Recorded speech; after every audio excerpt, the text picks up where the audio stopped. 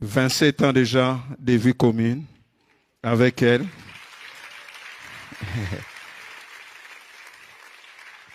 Ce n'était pas facile. Être un mari pour les gens comme nous, ce n'était pas facile. Parce que nous ne sommes pas nés dans une famille où on avait un modèle de mari. Moi et mon père et ma mère se battaient tout le temps. Disputaient tout le temps.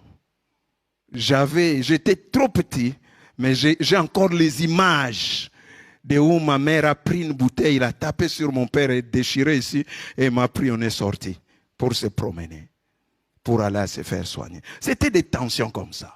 Et quand on s'est marié, être un mari, c'était parce que j'ai vu comment ma mère avait une très forte personnalité.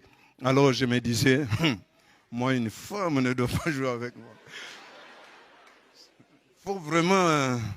Donc quand j'étais là, j'ai regardé, j'ai dit non. Hein? Je me souviens un jour, je lui ai dit, elle parlait un peu, elle a haussé la voix, je lui ai dit, tu me rappelles ma mère là? Donc si elle me rappelait ma mère, vous imaginez déjà ce que moi j'ai dit, je ne vais pas connaître ce que mon père a connu. Donc il faut que je prenne déjà ma position. Et il fallait un travail profond. Et quand on était au Danemark, dans le cadre de notre formation biblique avec elle, on n'était qu'à deux. C'était très difficile. Parce que ce que vous n'avez pas reçu, vous aurez difficile à donner.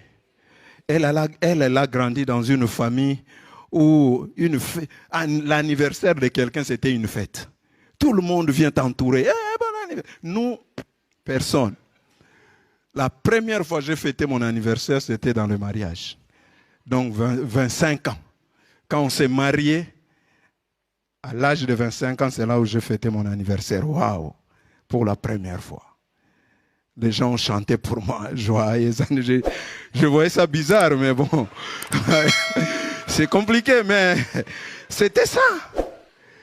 Et chaque fois, elle attendait ça, le jour de son anniversaire. Mais tout le monde doit bouger, mais moi, très indifférent.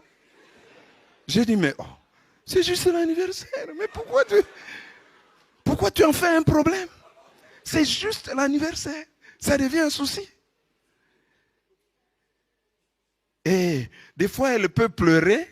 Plus elle pleure, moi, ça m'énerve. Ça m'énerve. Alors, il fallait un travail. J'ai dit merci. Dieu a mis des personnes merveilleuses devant nous. Un de mes professeurs de leadership, j'ai eu le temps. Il a eu le temps. Je suis allé le voir. J'ai vidé mon cœur de toutes ces souffrances que j'ai traînées depuis mon enfance. J'ai perdu mon père, j'avais l'âge de 7 ans.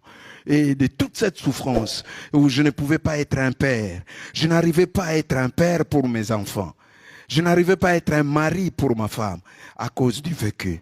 Ce que tu n'as pas reçu, tu auras difficile à les donner. Des fois, nos femmes nous réclament les choses que nous n'avons pas reçues. Ils nous tabassent alors que nous n'avons rien. C'est vide là-dedans. C'est vide. C'est vide là-dedans. Ne nous donnez pas les coups parce que c'est vide, ça ne sortira pas. Des fois, il faut prendre le temps de venir verser. Verse encore. Verse encore. Verse encore. Même si tu ne reçois pas en retour, mais toi donne. Parce qu'il y a plus de bonheur à donner qu'à recevoir. Et quand ça sera plein, ça va sortir. Alors tu vas en bénéficier. Des fois, il faut verser. C'est important. C'est ce qu'elle a compris. Elle a fait à la longue de temps. Et au lieu de me presser pour que ça sorte, parce qu'il n'y a rien ne va sortir. Alors elle a changé de méthode. Elle commençait à verser. Et des fois, elle pouvait s'habiller, se maquiller. Quand elle passe, elle me dit, comment tu me trouves? J'ai dit, waouh, toute belle. Elle dit, mais il fallait me le dire. J'ai dit, il faut comme ça. Et puis, ça commence à devenir automatique. Quand je vois, waouh, tu es toute belle. Là, elle sent,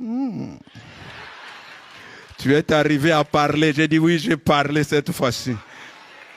Parce que très souvent, je disais, c'est dans mon cœur. Il dit, non, moi, je ne veux pas, moi, je ne vois pas le cœur. Et moi, je n'entends pas le cœur. Il faut parler.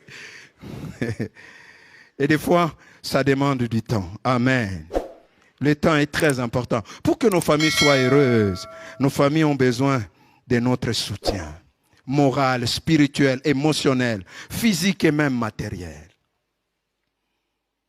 Nos femmes ont besoin de se sentir soutenues et comprises. Dans les temps de crise, des fois, elles n'ont pas besoin de quelqu'un qui va commencer à leur enseigner pendant qu'elle dit non, ça ne va pas. Ces derniers temps, toi tu ouvres la Bible. Du reste, c'est la Bible dit ceci. Vous savez, selon le verset tel, non. Des fois, ils ont besoin simplement de parler et rester écouter. Écoute seulement.